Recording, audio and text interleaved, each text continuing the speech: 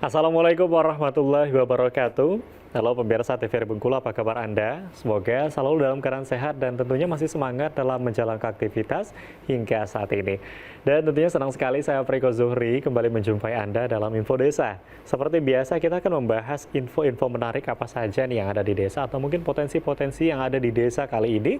Tentunya berkaitan dengan tema kali ini membahas terkait dengan Kosa Bangsa atau kolaborasi sosial membangun masyarakat. Nah mungkin masyarakat atau pemirsa belum begitu paham ya Kosa Bangsa ini apa, nanti akan kita cari tahu. Tentunya sudah hadir kali ini bersama dengan narasumber kita, Bapak Mujiono SPD MSI selaku Ketua Pelaksana Kosa Bangsa. Assalamualaikum.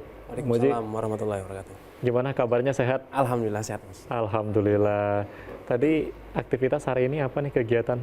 Kegiatan hari ini ya biasa akademisi kita di akhir semester yang input nilai ini. Oke, di akhir semester. Setelah ya? tadi Kosa Bangsa selesai tadi. Ya. Oke, baik. Dan tentunya pemirsa berkaitan dengan tema kita kali ini, Kosa Bangsa, kita akan berbincang-bincang langsung nih dengan Pak Muji. Sebetulnya Kosa Bangsa ini apa sih Pak? Mungkin banyak masyarakat juga belum begitu mengerti, belum begitu paham terkait dengan Kosa Bangsa. Apa itu Kosa Bangsa nih Pak? Baik, izin Mas menjelaskan, Kosa Bangsa ini adalah program kolaborasi sosial membangun masyarakat atau disingkat Kosa Bangsa. Salah satu program unggulan dari Direktorat Riset Teknologi dan Pengabdian kepada Masyarakat DRTPM Kemendikbudristek RI di tahun 2023. Ini adalah tahun yang kedua program tersebut dijalankan dan merupakan bagian daripada program unggulan selain ada banyak program yang lainnya.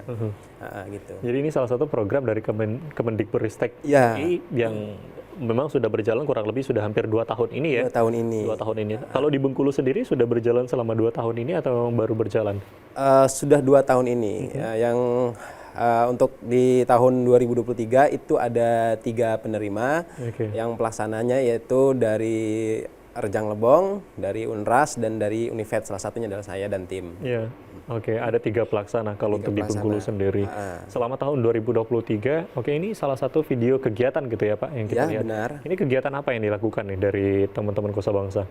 Jadi di dalam Kosa Bangsa ini kita ada 3 tema kegiatan. Yang pertama yaitu pemanfaatan limbah solid pabrik PT Agri Andalas untuk budidaya maggot BSF yang nantinya dijadikan sebagai salah satu bahan baku dalam pembuatan pelet apung. Dan yang kedua itu ada cabai hibrida Unif, ya, kita memanfaatkan juga limbah kompos jangkos untuk media budidayanya. Dan yang ketiga adalah konsentrat kurmias, itu dari solid juga, gitu, salah satu bahan bakunya. Jadi kita dalam 3 tema tersebut kita secara keseluruhan itu memanfaatkan dan mengolah limbah solid dari PT Agri Andalas. Nah, PT Agri Andalas ini kan tidak jauh lah, malah berdampingan dengan desa mitra yang kami kunjungi itu. Di Desa Lawang Agung, Kecamatan Air Priukan, Kabupaten Seluma. Oke, ini menarik. Jadi pemanfaatan dari limbah yang memang sekarang dialihfungsikan gitu, justru bermanfaat gitu. Justru ya, bermanfaat. Justru bermanfaat. Dari limbah menjadi berkah. Dari limbah menjadi berkah ya. Begitulah mungkin masyarakat melihat saat ini dari kegiatan Kosa Bangsa yang dilakukan. Selama tahun 2023 ini sudah berjalan, sudah ada hasil dari pemanfaatan yang dilakukan Pak, atau seperti apa? Untuk hasilnya secara signifikan saya akui sebagai ketua pelaksana memang belum. Akan tetapi bisa kita lihat antusiasme masyarakat itu terhadap pengolahan limbah itu dapat dikatakan bisa berkelanjutan, terutama di pemanfaatan limbah solid untuk maggot BSF. Karena di sebelumnya itu mitra kami Pokdakan Merawe Sejahtera, itu yang diketuai oleh Mas Musgianto, itu pernah memproduksi pelet apung sebanyak 5 ton. Waktu itu dijual di Kemuko-Muko ke utara, dan itu ada juga yang ke Kaur, bahkan ke Linggau, ke Lubuk Linggau. Namun karena kebutuhan akan nutrisi itu yang lebih tinggi, maka kita jadikan maggot ini sebagai salah satu penyuplai bahan bakunya gitu. Oke, kalau untuk hasil memang sudah ada beberapa yang memang betul-betul menghasilkan, tapi untuk saat ini masih dalam prosesnya. Dalam proses, karena juga terkait dengan waktu, Mas. Kita kemarin itu cuma diberikan waktu kurang lebih 4 bulan dan 2 bulan efektif yang kita lakukan itu. Jadi orang juga bisa melihat, belum mungkin nih, tapi kita bisa melihat dari masyarakat itu semangatnya itu, yakin deh. Gitu. Oke, nah sebetulnya garis besar dari Kosa Bangsa ini tujuannya ini arahnya kemana nih Pak? Untuk misal ke masyarakat, ke edukasi yang diberikan, ini apa yang dilakukan dari teman-teman dari para pelaksana nih Pak? Kalau untuk tujuan kedepannya yaitu apa ya, semacam kemitraan aja, kemitraan untuk ngatasi masalah di masyarakat itu. Dan di masyarakat itu masing-masingnya berbeda. Kan ini Kosa Bangsa ini kan se-Indonesia ya. Di Papua beda, di Sulawesi beda, Kalimantan beda, Sumatera beda, pulau-pulau kecil lainnya juga berbeda gitu. Permasalahannya masing-masing berbeda. Jadi kita menitik beratkan pada permasalahan dan solusi untuk masyarakat itu. Oke, ini menjadi satu tujuan yang luar biasa karena kita melihat suatu permasalahan di daerah tersebut dan kita menciptakan solusinya gitu. Solusinya. Oke, kita akan break dulu, nanti kita lanjutkan kembali. Baik, pemirsa TVRI Bengkulu masih di Info Desa berkaitan dengan tema kita kali ini yakni Kosa Bangsa. Jangan kemana-mana, kami akan kembali usai jeda pariwara berikut ini.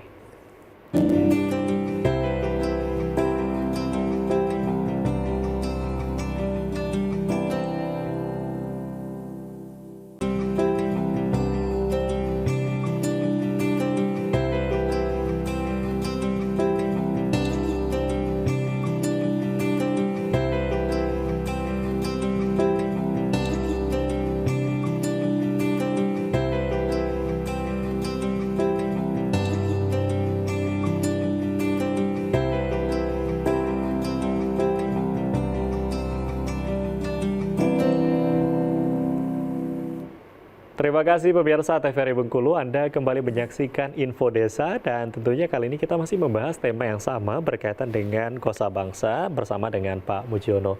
Dan tadi kita sudah ngobrol-ngobrol sedikit berkaitan dengan apa sih sebetulnya Kosa Bangsa. Dan tadi disampaikan bahwa memang tujuannya adalah untuk memberikan solusi kepada masyarakat gitu ya, dengan adanya permasalahan-permasalahan. Karena setiap daerah ini pasti memiliki permasalahan yang berbeda-beda, tentu dengan solusi yang juga didapatkan ini pun solusi yang berbeda-beda juga gitu ya. Nah tadi salah satunya adalah memproduksi hasil limbah gitu ya. Limbah ini tentu menjadi sesuatu yang bermanfaat. Ini bisa diceritakan untuk prosesnya seperti apa Pak? Dari limbah sehingga bisa menjadi sesuatu hal yang memang bisa dimanfaatkan dan bermanfaat untuk orang banyak ini tadi. Jadi terkait dengan kategori limbah ini, sebenarnya limbah itu bukan masalah, ya kan? Tapi kita bisa olah, kita bisa manfaatkan menjadi lebih berkah. Salah satunya kita manfaatkan dengan limbah dari limbah solid PT Agri Andalas tersebut untuk media budidaya maggot BSF. Nah, dari maggot BSF itu kan nanti itu kan bahasa gampangnya itu kan nanti dimakan ya, dimakan oleh maggot. Benar. Dimakan, kemudian maggot itu berkembang biak, maggot itu dikeringkan, kemudian ditepung, jadilah bahan baku pelet yang nutrisinya tinggi hingga mencapai 45%. Ya kan, cukup tinggi itu. Nah, di yang lainnya itu juga ada kompos jangkos, bukan jangkosnya tapi kompos jangkos. Jangkos yang sudah jadi kompos itu kita manfaatkan sebagai media budidaya cabai hibrida unif. Cabai hibrida. Cabai hibrida tanaman unif. Cabai nih. Tanaman cabai ini. Yang satu lagi solid itu juga tadi dijadikan sebagai bahan baku dalam pembuatan konsentrat kurmies, pakan alternatif daripada peternakan intensif di Desa Lawang Agung. Nah, jadi komposisi dari 100% bahan itu, solid itu kita gunakan 35%. Jadi dari solid ini tadi bisa menjadi untuk proses dari penanaman cabai, kemudian dari pakan gitu Dari pakan, dan memang ini menjadi suatu hal yang bermanfaat. Nah, kalau melihat dari lingkungan sekitar, dari masyarakat sendiri, antusiasnya seperti apa nih Pak? Alhamdulillah kita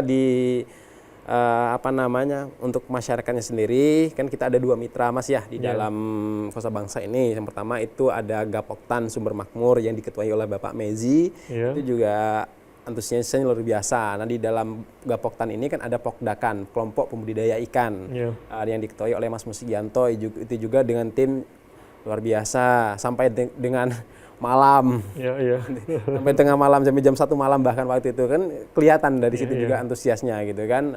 Kemudian di cabai hibrida juga kita ada mitra satu lagi namanya kader PKK Desa Lawang Agung yang diketuai oleh Ibu Mestuti.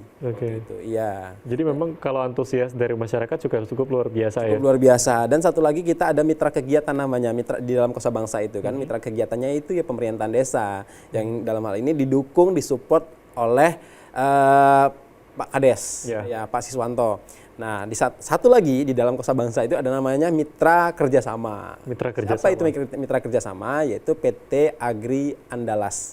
Yang dalam hal ini sudah diamini dalam bentuk implementation agreement, ya kan, IA antara PT Agri Andalas dengan Gapoktan Sumber Makmur. Yang pertama, yang kedua antara PT Agri Andalas dengan PKK Desa Lawang Agung dalam pemanfaatan dan pengolahan limbah PT Agri Andalas tersebut gitu. Dan memang kedepannya kalau untuk mitra sendiri ini bisa berkembang terus gitu ya, tidak hanya tadi dari beberapa desa yang sudah ikut terlibat, tetapi juga masyarakat dari luar pun yang ingin terlibat ataupun dari mitra-mitra ini bisa bergabung bersama untuk bisa memanfaatkan tadi, memberikan solusi lah dari masalah-masalah yang ada. Nah tadi kan ada 3 pelaksana yang saya tahu ya di Bengkulu gitu ya Pak. Tadi salah satu dari Univet, kemudian dari mana kita Pak? Dari Universitas Ratu Samban. Ya, dari Universitas Ratu Samban, dan satu lagi di kalau saya tidak salah itu Akademi Akrel Rejang Lebong atau ini ya Politeknik Pertanian Rejang Lebong ya, saya lupa gitu. Jadi ada 3 pelaksana gitu ya. Nah kalau melihat di Bengkulu sendiri kan ada 9 kabupaten 1 kota, ini apakah sudah masuk ke semua wilayah untuk prosesnya atau memang hanya beberapa tempat saja yang sekarang? Kalau untuk di Bengkulu sendiri belum gitu kan, karena yang saya itu di Kabupaten Seluma, yang di rekan kita di Unras itu di Kabupaten Utara, Kabupaten Bengkulu Utara, dan yang rekan kita satu lagi itu di Kabupaten Rejang Lebong. Jadi baru 3 kabupaten ini. Baru 3 kabupaten. Ya, tapi harapannya ke depan kita bisa menjamah kabupaten-kabupaten yang lain atau desa-desa yang lain. Tapi dengan catatan kita harus menitik beratkan pada masalah dan solusinya, serta keahlian dan keterampilan dari akademisinya begitu. Oke, baik, kita akan break dulu, nanti kita lanjutkan kembali. Boleh, Mas. Dan pemirsa TVRI Bengkulu masih dalam tema yang sama terkait dengan Kosa Bangsa. Kami akan kembali, jangan kemana-mana, tetap di Info Desa.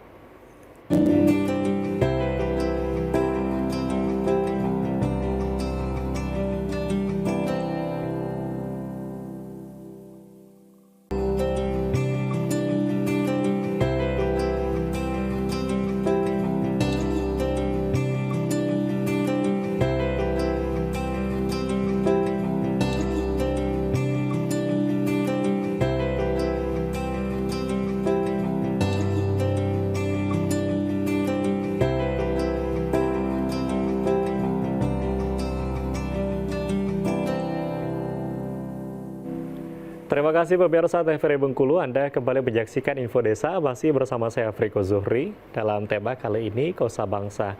Dan tentunya tadi kita sudah berbincang-bincang mengetahui apa sih sebetulnya Kosa Bangsa itu sendiri, dan mungkin sudah banyak masyarakat yang sudah terlibat. Katakanlah tadi sudah ada 3 wilayah gitu ya Pak, ada di Seluma, di Bengkulu Utara, dan juga di Rejang Lebong.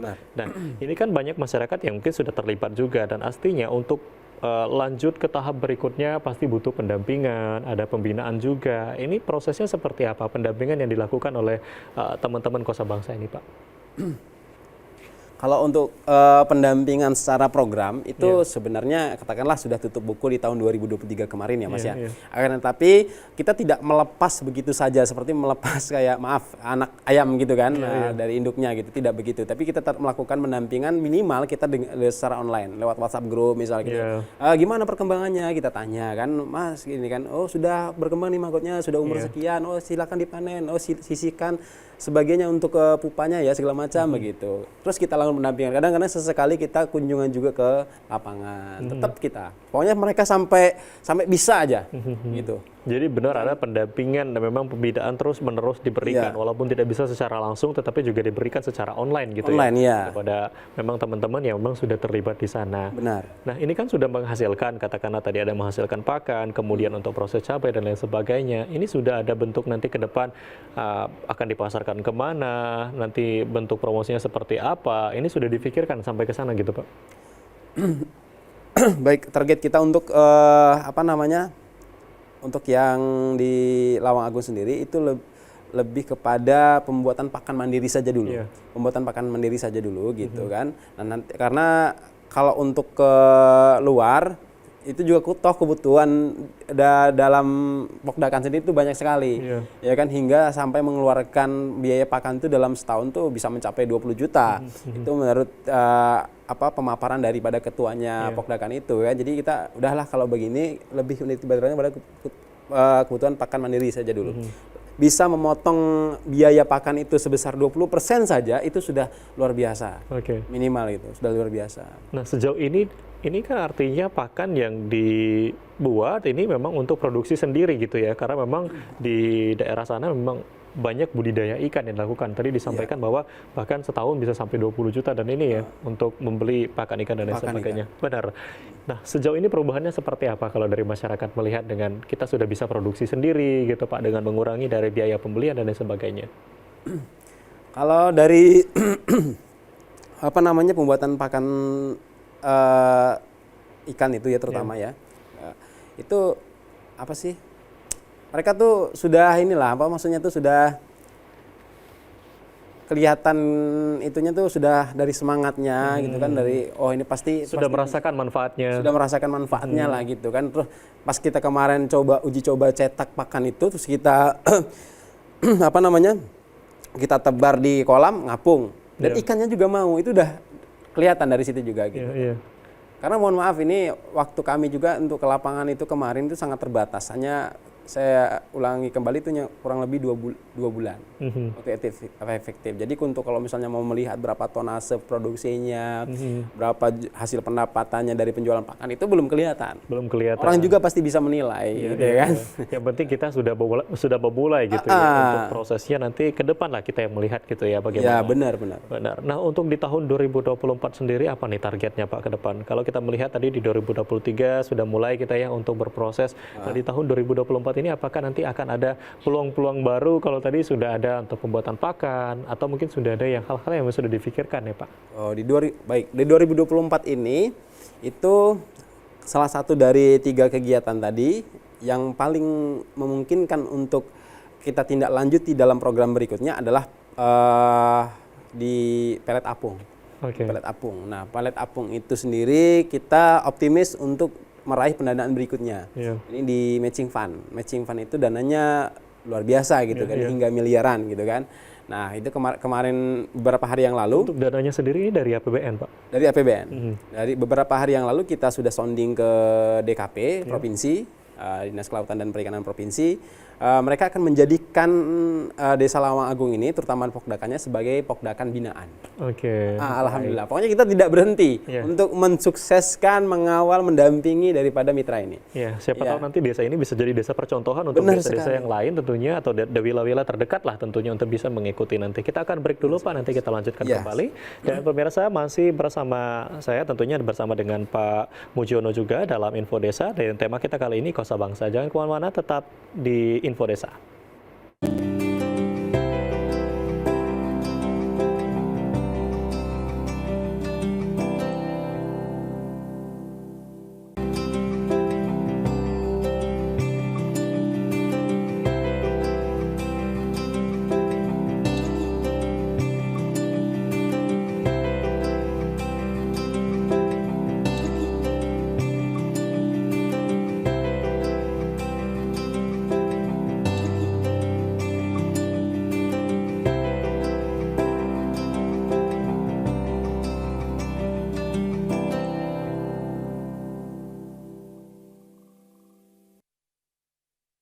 Saksikan Info Desa masih dalam tema yang sama terkait dengan Kosa Bangsa bersama saya Afriko Zuhri. Dan tadi kita sudah membahas nih terkait dengan Kosa Bangsa yang memang saat ini masih dalam proses gitu ya Pak. Bahkan masyarakat sendiri sudah mulai merasakan hasilnya. Ada manfaat dari program yang memang dilakukan. Nah, kalau melihat dari program Kosa Bangsa ini sendiri kan masyarakat ini mungkin ada yang mulai tertarik untuk ikut bergabung. Ini ada cara mendaftar sendiri untuk ikut program dari Kosa Bangsa ini seperti apa Pak? Baik, kalau untuk mendaftar itu sebenarnya tidak ada ke perguruan tinggi yang calon pelaksana itu atau pendamping, itu tidak ada format khusus ya. Boleh lewat HP, boleh dong nanti Kosa Bangsanya ke sini, boleh gitu boleh. Tapi akan tetapi ya seperti yang saya katakan tadi, kita menitik beratkan masalah nih. Kadang-kadang masyarakat nih, maaf ya, butuh programnya aja, tapi ketika kita analisis ya kan situasinya, tidak memungkinkan untuk itu. Untuk dijalankan. Misalnya kan mereka tuh sudah mampu sebenarnya. Ya kan? Untuk mandiri itu. Kecuali desa yang memang benar-benar setelah kita analisa, titik beratkan analisanya, oh ternyata desa ini perlu kita bantu nih, kita perlu support nih, kita perlu mengarahkan program itu ke sini. Jangan sampai program Kosa Bangsa ini ya menguap aja begitu kan, jangan sampai. Makanya di dalam proposalnya itu saja itu ada namanya analisis situasi. Ya, kondisi mitra itu seperti apa dijelaskan detail. Semakin detail itu semakin bagus. Ya, karena untuk desa sendiri yang sudah dibantu pastinya sudah ada anggaran yang diberikan. Jangan sampai ini tidak program ini tidak berjalan gitu ya. Itu kenapa tadi hanya diberikan kepada mungkin desa-desa yang memang benar-benar butuh dengan bantuan ini. Karena daerah-daerah yang memang daerah terpencil, daerah tertinggal, yang memang untuk akses mereka mendapatkan informasi dan mungkin hal-hal seperti itu memang masih kurang gitu ya. Oke, nah sepengalaman ini seperti apa Pak kalau melihat untuk desa-desa yang sudah diberikan? Apakah memang desa ini memang benar-benar membutuhkan gitu ya dari uluran tangan mungkin dari teman-teman Kosa Bangsa atau dari pemerintah sendiri, ini seperti apa Pak? Jadi kalau untuk desa itu sebenarnya perlu saya tambahkan ya, ini tidak hanya menitik beratkan pada desa, tapi kepada UMKM yang ada di desa atau yang lain juga bisa gitu. Artinya UMKM juga termasuk di sana? Juga termasuk di sana, cuman ya. Jadi kalau kita melihat kan sekarang banyak sekali UMKM yang sudah mulai berkembang gitu ya. Benar. Tidak hanya mungkin di Kota Bengkulu, bahkan di daerah-daerah terpencil ini sudah berkembang. Nah kalau dari Kosa Bangsa ini ada memberikan bentuk pendampingan juga nggak sih pada UMKM?